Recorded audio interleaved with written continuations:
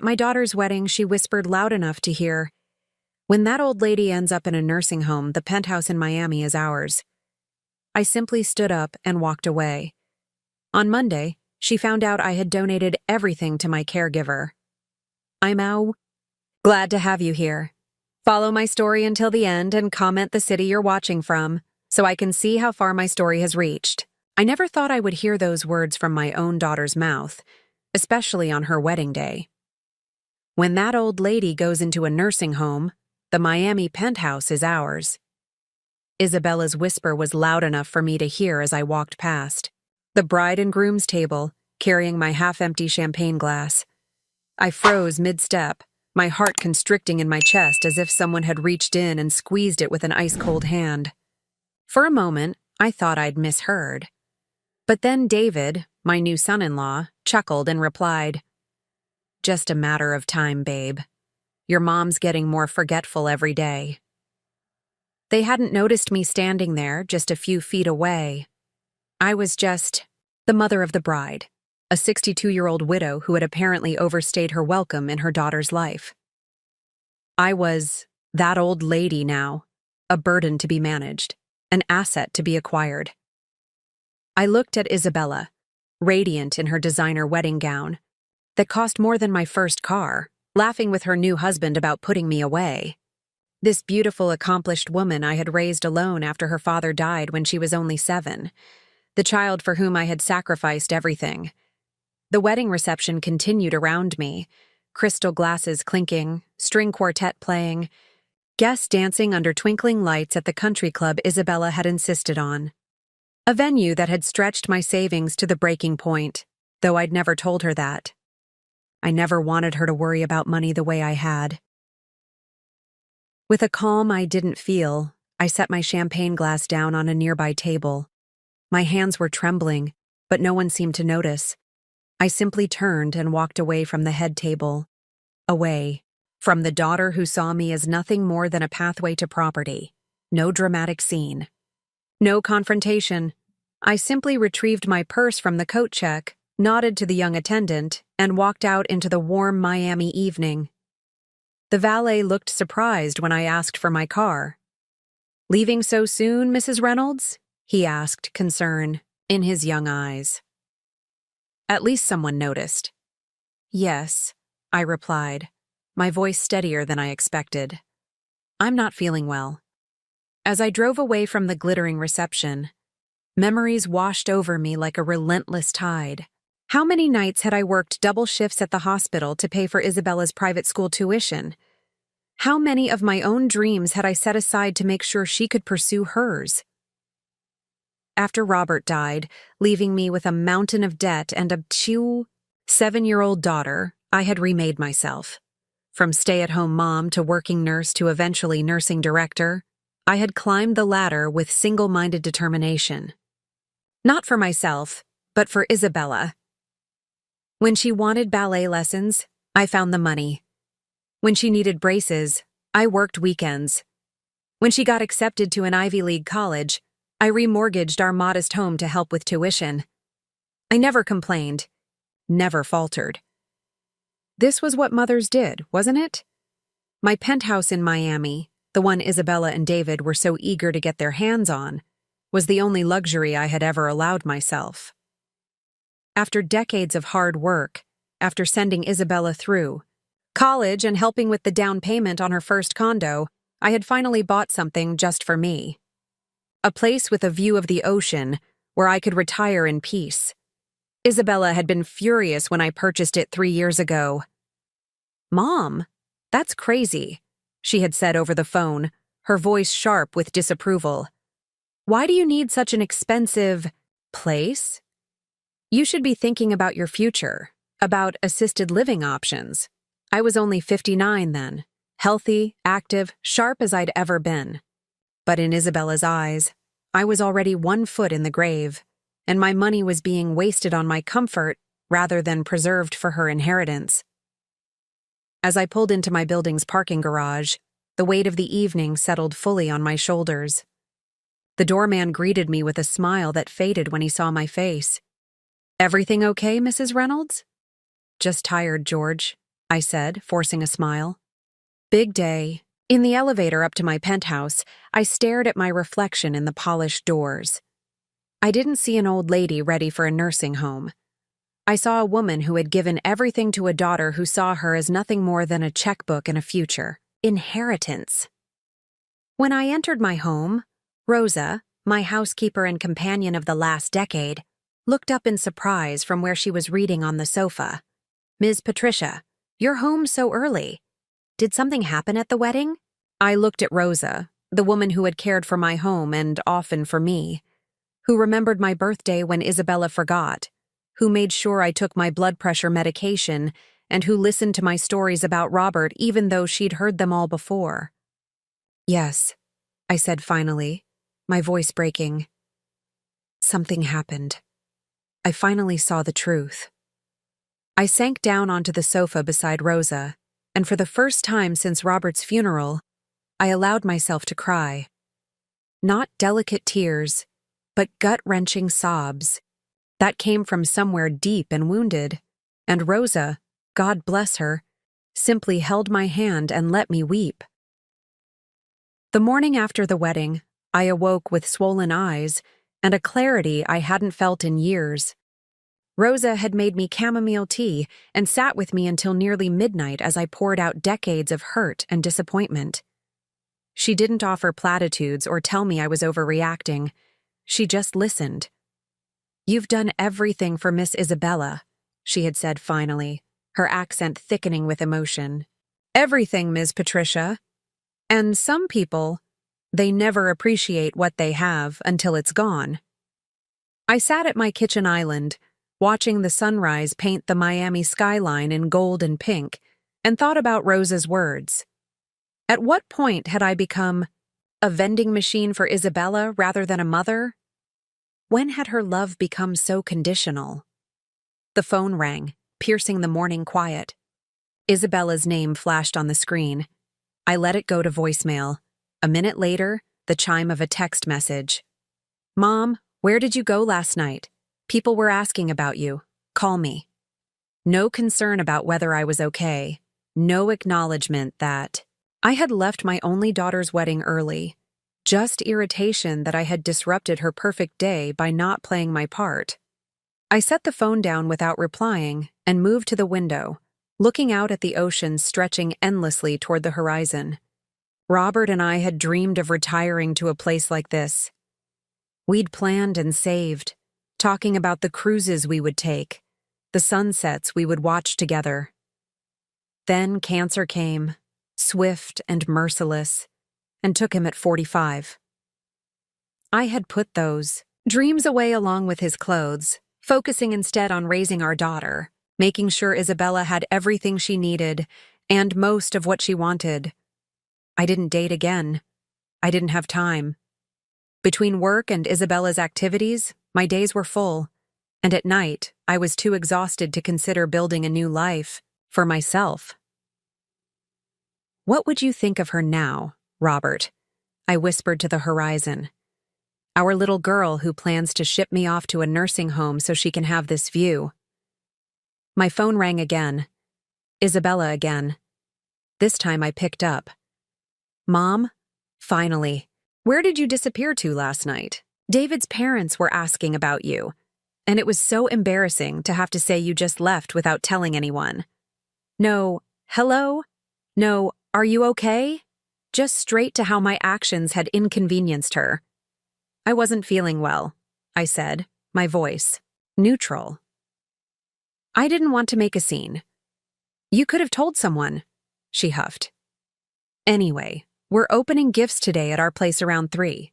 You'll be there, right? I need you to write down who gave what for the thank you cards. Not would.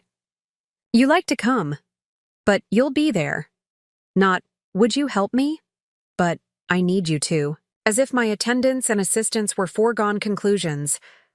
"I'm sorry, Isabella, but I can't make it today," I said, surprising myself with my firmness. "I have other plans." "What plans?" she demanded, disbelief evident in her tone. "Mom, this is important. It's traditional for the mother of the bride to help with the gift record." I'm having lunch with Rosa, I said, the idea forming as I spoke.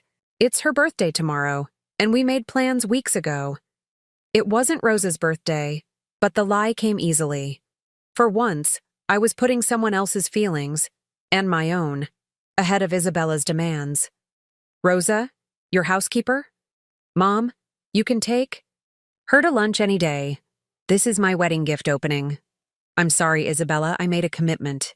I felt a strange power in the refusal. I hope you and David enjoy your gifts.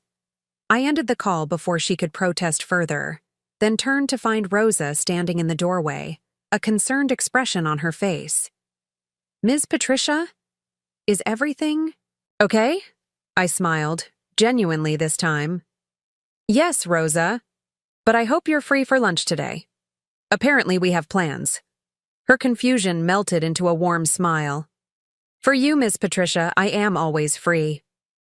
Over lunch at a small Cuban restaurant Rosa had long wanted to try, I found myself talking about things I hadn't spoken of in years. My dreams of becoming an artist before I met Robert. The scholarship to art school I'd turned down to marry him. The painting supplies I still kept in a closet, untouched for decades. Why did you stop? Rosa asked, dipping a piece of bread into olive oil. The painting? Life happened. I shrugged. After Robert died, there was no time. Isabella needed stability, not a mother chasing dreams. Rosa's dark eyes studied me. And now? Isabella is married. She has her own life. What about your life, Ms. Patricia? What about my life indeed? For so long I had been defined by my roles: wife, widow, mother, provider. Who was I when those roles no longer defined me? What did Patricia Reynolds want, just for herself? That evening, I sat at my desk with a legal pad, a strange excitement building in me. I began to list my assets: the penthouse, my retirement accounts, some stocks, a small life insurance policy. More than enough for me to live comfortably for the rest of my life and still leave Isabella a sizable inheritance. An inheritance she was already counting on. An inheritance she and David were planning their future around. I picked up the phone and called my attorney, Howard Bloom, who had been handling my affairs since Robert's death. Patricia, good to hear from you. How was the wedding? Illuminating, I replied. Howard, I need to make some changes to my will, as soon as possible. There was a pause on the line. Of course. May I ask what's prompting this? Let's just say I've had a change of perspective, I said. Can you come to my place tomorrow, around 11? I'll be there, he promised. After I hung up, I walked to the spare bedroom closet and pulled out the dusty art supplies I had mentioned. To Rosa, the brushes, the paints, the canvases, all waiting patiently for the day I would return to them. Tomorrow, I would begin rewriting my will. But tonight, I would begin rewriting my life. As I set up an easel by the window overlooking the ocean, I felt a sense of anticipation I hadn't experienced in years. The phone rang again. Isabella, no doubt, upset about my absence at the gift opening, but I let it go to voicemail. For the first time in decades, I had more important things to do than cater to my daughter's demands. I had a life to reclaim and decisions to make about who truly deserved to benefit from everything I had worked so hard to build. Howard arrived precisely at 11 the next morning, leather briefcase in hand and reading glasses perched on his nose. He'd been my attorney for 20 years, had helped settle Robert's estate, and had guided me through every major financial decision since then. You look different, Patricia, he said after Rosa showed him in. Something's changed. I led him to the balcony where I'd set up coffee and pastries. The ocean breeze was gentle, carrying the scent of salt and possibility. I heard something at Isabella's wedding, I said, pouring him coffee just how he liked it, black with 1 sugar. Something I wasn't meant to hear. I told him about Isabella and David's conversation, about their plans for me and my penthouse. Howard's expression darkened with each word. I'm sorry, he said when I finished. That's hard to hear from your child. It was, I agreed. But it was also clarifying. For years, I've been blind to who Isabella really is. I kept making excuses, kept hoping that if I gave her enough, she would finally feel secure, finally be grateful. Howard nodded, understanding in his eyes.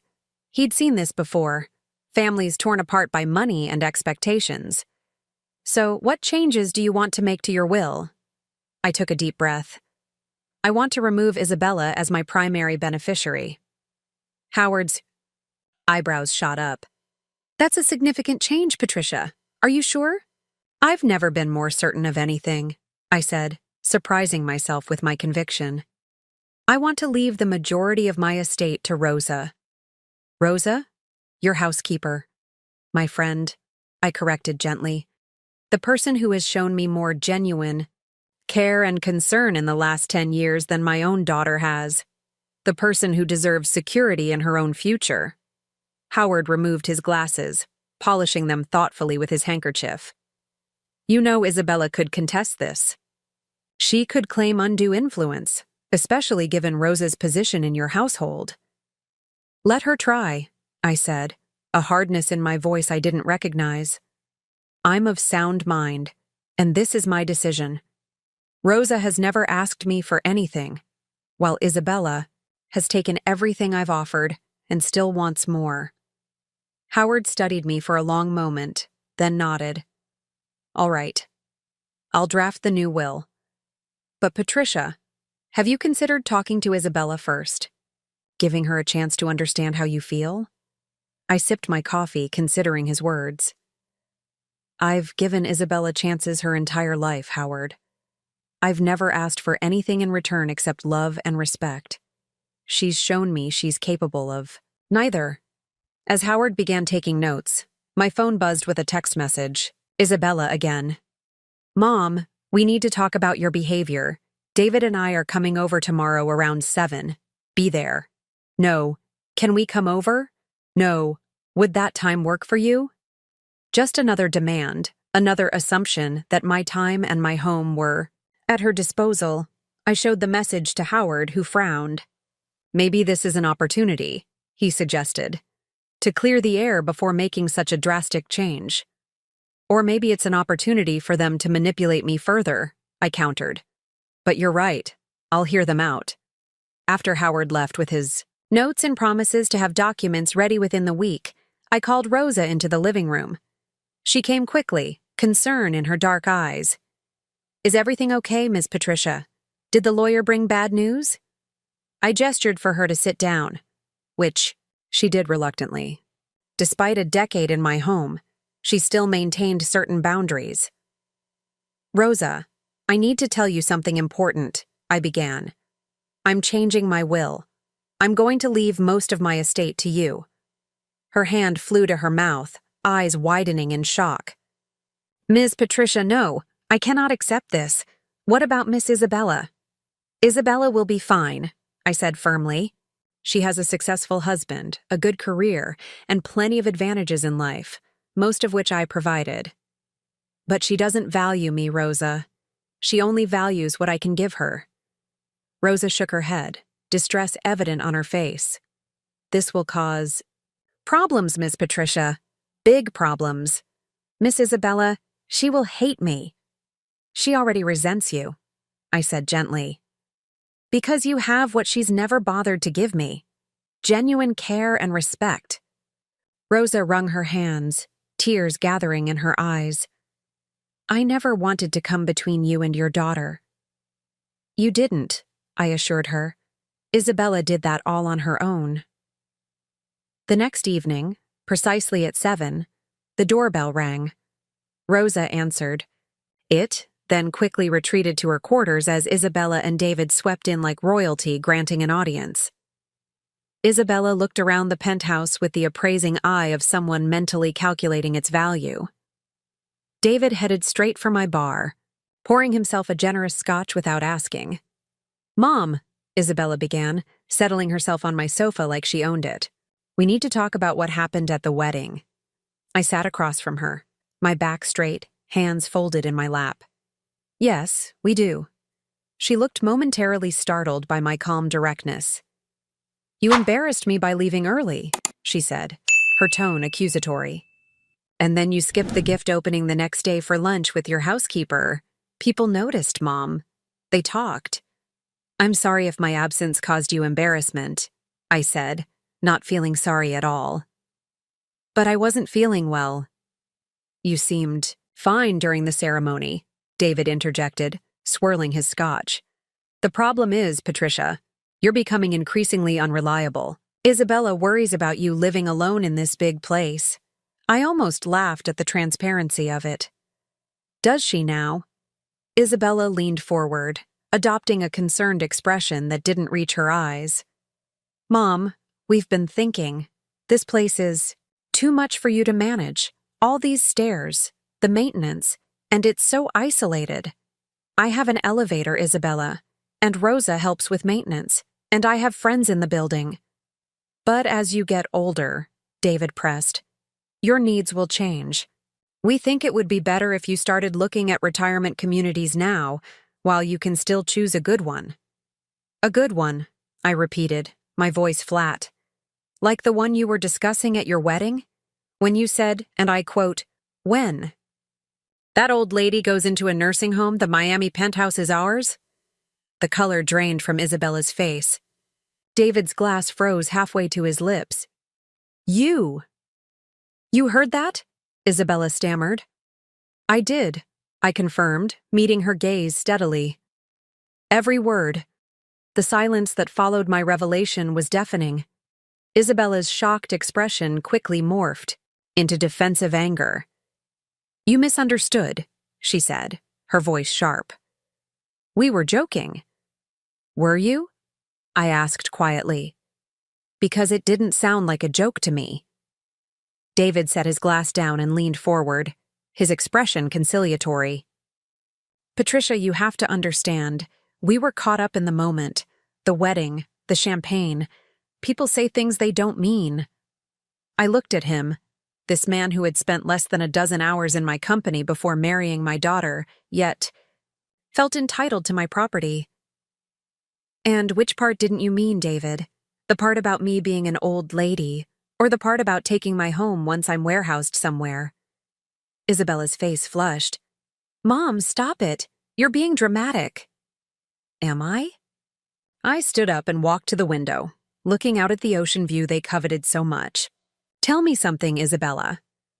When was the last time you called me just to check on me? Not to ask for money, not to complain about your problems, but just to see how I was doing. She opened her mouth, then closed it again, unable to answer. That's what I thought, I said softly. You know, after your father died, I gave up everything for you. My career advancement, my personal life, even my hobbies, everything was for you. And now you're keeping score?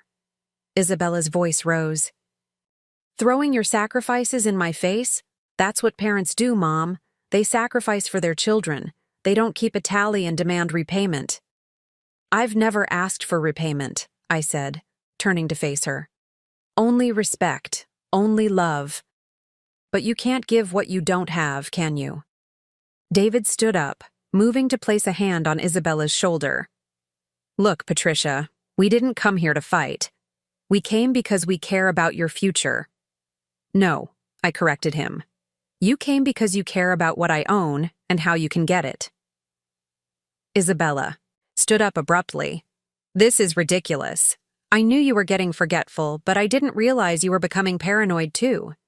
Maybe we need to look into those retirement homes sooner rather than later. The threat was thinly veiled, and for a moment, I felt a flicker of fear. Could they actually force me out of my home? Declare me incompetent? But then I remembered Howard's reassurances about my legal protections, and the fear subsided. Not going anywhere, Isabella, I said firmly. And neither is this penthouse. We'll see about that, she snapped, grabbing her purse. Come on, David. This is pointless. As they moved toward the door, Isabella turned back, her expression cold. You know, Mom, after everything I've done for you, This is how you treat me? On my wedding week? The absurdity of her statement nearly took my breath away. What exactly have you done for me, Isabella? She looked genuinely confused by the question. I've included you in my life. I invited you to my wedding. I call you. I visit. Not many daughters would do that much for a mother who's becoming increasingly difficult. In that moment, I saw with perfect clarity how Isabella viewed our relationship. Not as a daughter who owed her mother respect and gratitude, but as a benevolent benefactor who deigned to include her aging parent in her busy life. The revelation was both heartbreaking and liberating. Goodbye, Isabella, I said, turning away. I think we both need some time to reflect. After they left, Rosa emerged cautiously from her room. Ms. Patricia, are you okay? I was surprised to realize that I was. Yes, Rosa, I think I am. The next morning, I called Howard to confirm my decision about the will. He promised to bring the documents by that afternoon for me to sign. Are you absolutely certain about this, Patricia? He asked, concern evident in his voice. More certain than I've been about anything in years, I assured him. I spent the morning painting, a seascape with stormy skies, but a sliver of sunlight breaking through the clouds. It wasn't particularly good after decades without practice, but the act of creation itself was healing. When the doorbell rang around 2 o'clock, I assumed it was Howard with the papers. Instead, I opened the door to find Isabella standing there alone, her expression unreadable. Can I come in? She asked, her voice subdued. I hesitated, then stepped back to let her enter. She walked to the living room and sat down, her posture rigid. I've been thinking about what you said, she began, about when I last called just to check on you. I sat across from her, waiting. I want to understand, Mom. I want to make things right between us. For a brief moment, hope flickered in my chest. Could she have had a genuine change of heart overnight? I appreciate that, Isabella, I said cautiously. She leaned forward, her expression earnest. I thought maybe we could spend more time together. Maybe I could come by more often, help you organize things here. Maybe look through some of Dad's old belongings together. My radar immediately went up. Isabella had shown no interest in Robert's belongings for 20 years. Why now? What brought this on? I asked. She shrugged too casually. I just realized I've been neglectful. You're right. I should appreciate you more while I still have you. The doorbell rang again, and this time it was Howard. His eyebrows rose slightly when he saw Isabella, but he maintained his professional demeanor. Mrs. Reynolds, I have those documents we discussed. Isabella's gaze darted between us. Documents? What documents? Before I could answer, Howard placed his briefcase on the coffee table and took out a folder. The updated will and power of attorney forms you requested. Isabella stood up so quickly she nearly knocked over the side table. You're changing your will? Is that what this is about? The mask of concern slipped, revealing the anger and greed beneath. She snatched the folder from Howard's hands before either of us could stop her, flipping it open to scan the contents. Her face paled, then flushed with fury as she read. You're leaving everything to Rosa? Your housekeeper? Are you insane? Isabella, that's enough, I said firmly, taking the folder back from her. My estate is mine to distribute as I see fit. She's manipulated you, Isabella spat, pointing toward Rosa's room. She's been working on you for years, hasn't she? Turning you against me so she could get her hands on your money. Howard stepped between us. Miss Reynolds, I can assure you that your mother is of sound mind and making her own decisions. If you continue with these accusations, I will have to ask you to leave. Isabella turned to me, tears of rage filling her eyes. You would choose her over your own daughter? After everything I've done for you? I looked at my beautiful, entitled child, the baby I had nursed, the girl I had raised, the woman I had sacrificed for, and felt nothing but sadness. No, Isabella. I'm choosing myself. For the first time in my life, I'm putting my own needs first, and I need to be surrounded by people who truly care about me, not just what I can give them. Her face contorted with rage. You'll regret this, Mom. I promise you that. A month passed without a word from Isabella. I signed the new will, with Howard bringing in a doctor to certify my mental competence, a precaution against any future challenges. Rosa continued to protest her inclusion as my primary beneficiary, but I remained firm in my decision. You deserve this, Rosa, I told her one evening as we shared dinner on the balcony. You've given me something Isabella never has. Genuine. Care without expecting anything in return. She shook her head, still uncomfortable. This will only make Miss Isabella hate me more. Isabella's feelings are not your responsibility, I said gently. Nor are they mine anymore. The truth was, despite my resolve, Isabella's absence left a void. She was still my daughter, the child I had carried and raised. I missed who I thought she was, or perhaps who I had hoped she would become. I filled my days with painting, joining an art class at the local community center. I had lunch with neighbors, volunteered at the hospital where I had once worked, and slowly built a life that was truly mine, not defined by motherhood or obligation. Then, on a sunny Tuesday morning, Isabella called. Mom, she said, her voice contrite. Can we talk? We arranged to meet at a cafe near the beach, neutral ground. When I arrived, Isabella was already there, looking uncharacteristically subdued in simple jeans and a blouse rather than her usual designer attire. Thank you for coming, she said as I sat down across from her. I wasn't sure you would. You're still my daughter, I replied simply. She fidgeted with her napkin, avoiding my eyes.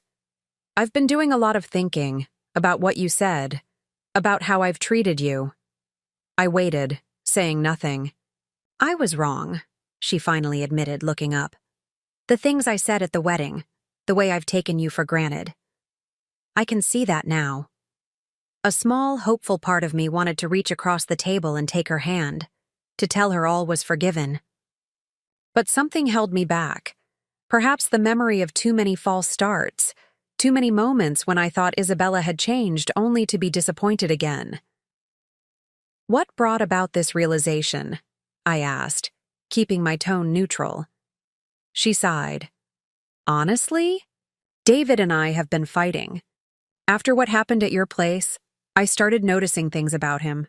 How he talks about his own parents, how he's always calculating what people are worth to him.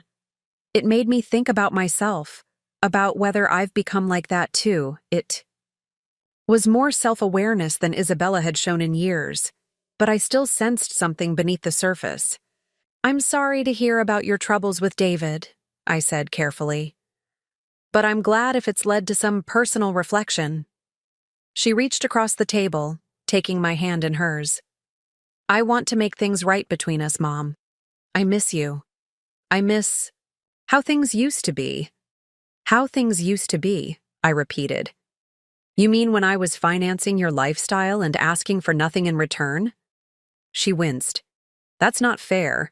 I know I've made mistakes, but I'm trying here. Perhaps she was. But as I looked at her, this daughter who had cut me so deeply, I realized that reconciliation would require more than one conversation over coffee. I appreciate that, Isabella. I do. But trust takes time to rebuild once it's broken. Her expression tightened slightly. So that's it? You won't even give me a chance to make amends? I didn't say that, I replied. I'm saying that real change takes time. It requires consistent action, not just words. She withdrew her hand, a familiar petulance creeping into her expression. I thought you'd be happy that I'm trying to fix things. Isn't that what you wanted? What I want, I said carefully, is a genuine relationship with my daughter. One based on mutual respect and love, not on what either of us can get from the other. She nodded, though I wasn't sure she truly understood. We finished our coffee with small talk about her job and my art classes. carefully avoiding any mention of David, the will, or Rosa. As we prepared to leave, Isabella suggested dinner at her house the following weekend. A fresh start, she called it. Against my better judgment, I agreed. When I arrived at Isabella and David's elegant townhouse that Saturday, I was surprised to find only my daughter at home. David's on a business trip, she explained, taking my coat. I thought it would be nice for just the two of us to spend some time together. The dinner she had prepared was impressive, all my favorite dishes, perfectly executed. She'd even brought out the good china, crystal glasses sparkling in the dining room's soft lighting. You've gone to a lot of trouble, I observed, touched despite my lingering wariness. Nothing's too much trouble for my mom, she said with a smile that almost reached her eyes. Throughout dinner, Isabella was attentive, asking questions about my art class, laughing at my stories about the eccentric neighbors in my building. She seemed genuinely interested, present in a way she hadn't been in years. After dessert, she brought out a photo album I hadn't seen in decades. Remember this? She asked, opening it to reveal pictures of her childhood. Isabella on her first. Bicycle, at ballet recitals, building sandcastles with Robert? Of course, I said softly, memories washing over me. Your father took most of these. You gave up so much after he died, she said, her finger tracing a photo of the three of us at the beach. I never really appreciated that until recently. The sincerity in her voice made me want to believe her.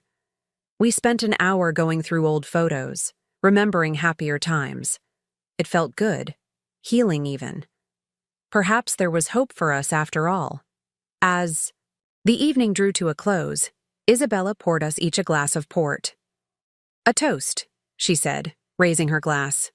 To new beginnings. To new beginnings, I echoed, clinking my glass against hers. She took a sip, then set her glass down, her expression growing serious. Mom, there's something I need to ask you.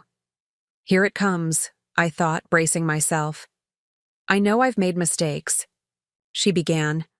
And I know I've been selfish, but I'm trying to change, really trying. So I was wondering, have you reconsidered your decision about the will? And there it was. The real reason for the dinner, the reminiscing, the carefully orchestrated evening of mother-daughter bonding. Isabella, I said quietly. Is that what all this has been about? Getting me to change my will back? No, she protested, too quickly. Of course not. I just thought, since we're working on our relationship, maybe you'd reconsider cutting me out completely. I haven't cut you out completely, I clarified. You still receive a portion of my estate. Just not the majority. Her expression hardened. A portion. While Rosa, a woman who works for you, gets my childhood home and most of your assets. Rosa has earned my trust, I said simply. And the penthouse was never your childhood home. Isabella, I bought it long after you moved out. She stood up abruptly, mask slipping. This is ridiculous. She's manipulated you, can't you see that? No normal person leaves their fortune to their housekeeper instead of their own child. I remained seated, suddenly very tired. Is that what you think this is about? My fortune? Isabella, I wanted to leave you a legacy of values, not just valuables. But you've only ever seen the price tag, never the worth. Don't get philosophical with me, she snapped. This is about money, my inheritance, what I'm entitled to as your daughter. I rose slowly, gathering my purse. That's exactly the problem. You think you're entitled to everything I've worked for simply because of biology. You've never understood that respect and love have to be earned. Where are you going? She demanded as I moved toward the door. Home, I said simply. Thank you for dinner, but I think we're done here. Mom, wait. Her voice shifted back to conciliatory. I'm sorry, I shouldn't have brought it up. Please don't go. I turned to look at her one last time. The saddest part is, Isabella, If you had truly wanted to repair our relationship without any ulterior motive, I probably would have changed the will back on my own. But you couldn't even fake sincerity for one evening, her face crumpled. Whether in genuine remorse or thwarted manipulation, I couldn't tell anymore. "Goodbye, Isabella," I said softly, and closed the door behind me.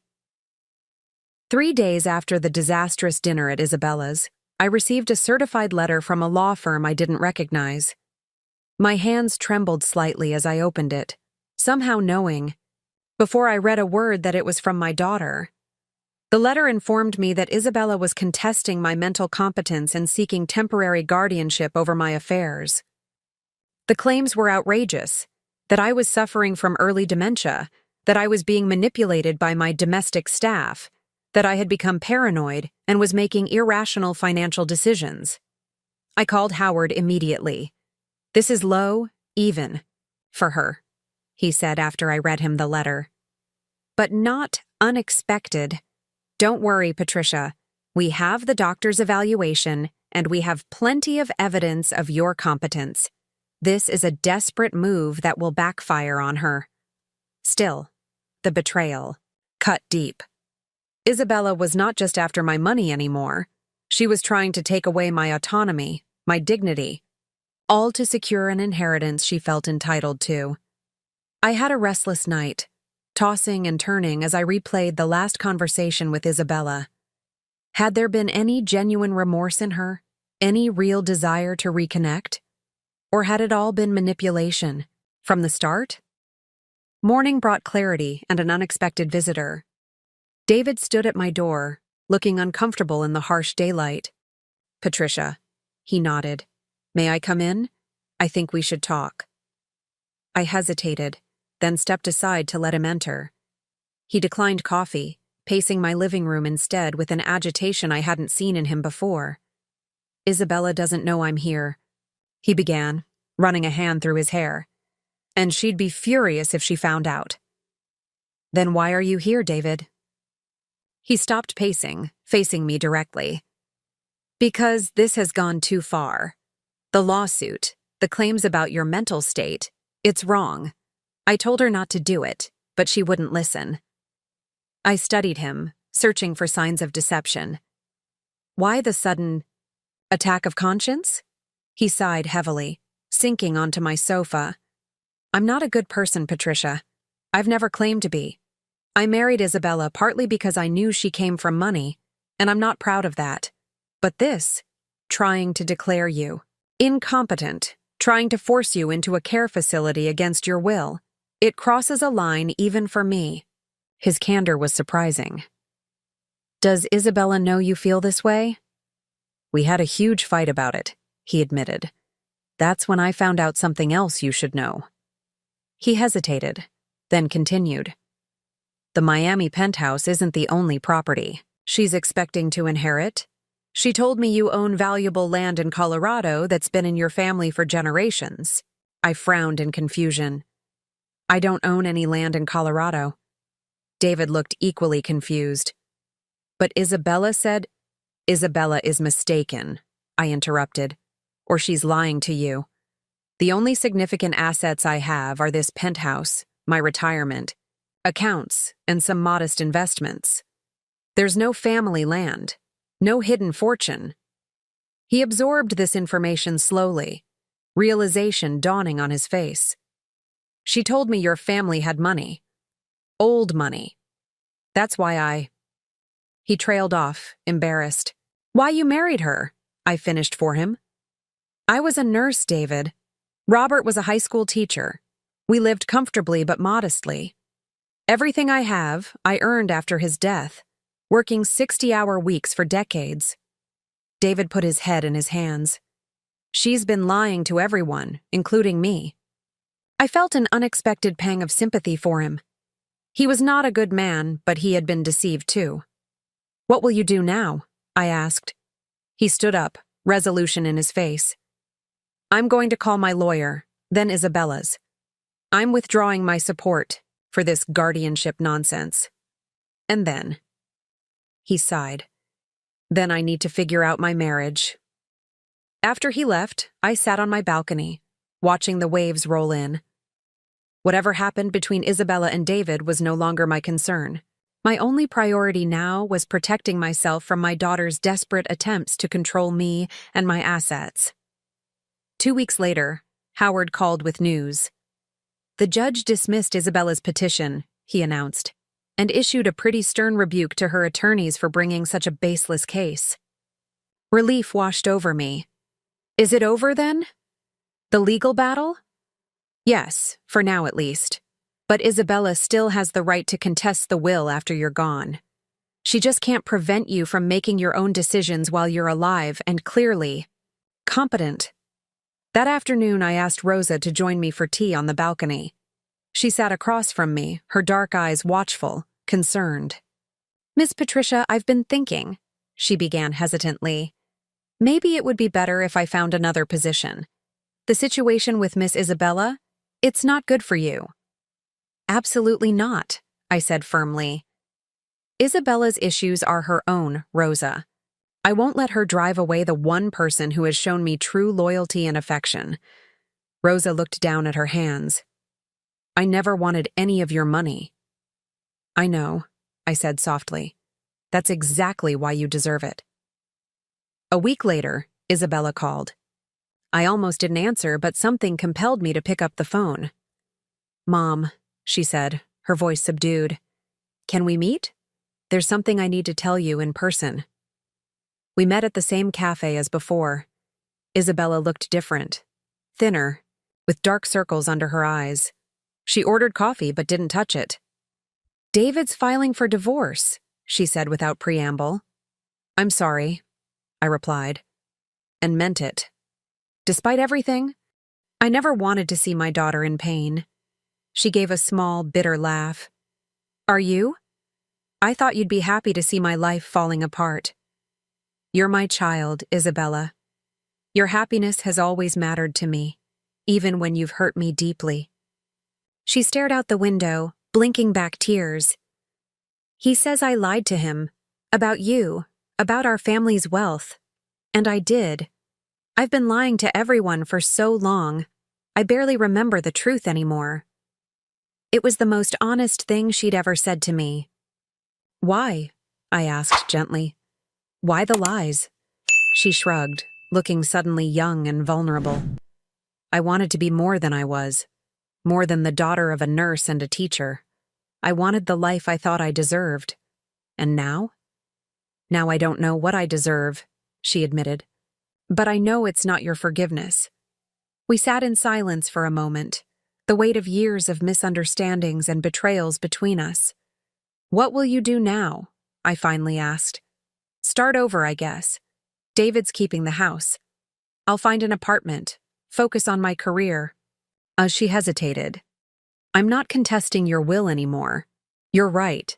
I haven't earned your legacy, and trying to force it only made me someone I don't want to be. It was a small step, but perhaps a genuine one. The door is always open for a relationship, Isabella, I said carefully. Not based on inheritance or obligation, but on mutual respect. If you ever want that, truly want it, I'm here. She nodded, tears spilling over. I don't know if I can be what you need me to be. I don't need you to be anything except honest, I told her. With me and with yourself. We parted with a tentative hug, the first real embrace we'd shared in years. I didn't know if it was a beginning or an ending, but it felt right. 6 months later, Rosa and I sat on the balcony, watching a spectacular sunset paint the sky in shades of gold and crimson. I had just returned from an art exhibition where one of my seascapes had sold. Not for much, but enough to validate the joy painting had brought back into my life. Miss Isabella called while you were out, Rosa said. She asked if she could come for dinner next Sunday. Our relationship was tentative, rebuilding slowly. Isabella had moved into a modest apartment, taken a position with less prestige but more meaning, and started therapy. She still had moments of entitlement and selfishness, but she was trying, really trying this time, without an agenda. That would be nice, I said, smiling. As the last rays of sunlight sparkled on the water, I thought about legacy, what it truly meant. Not the money or property we leave behind, but the values we impart, the examples we set, the love we give freely without expectation of return. Isabella might never fully become the daughter I had hoped for, and I might never be the mother she had wanted. But we were finding our way towards something honest, something real. And that, perhaps, was the most valuable inheritance of all. The truth of who we are, flawed and struggling, but still capable of growth and change. The Miami penthouse would go to Rosa one day, but the true legacy I hoped to leave was this: the courage to stand up for yourself, the wisdom to recognize genuine love, and the strength to begin again, no matter how many times life knocks you down. Looking out at the endless horizon, I felt a deep sense of peace.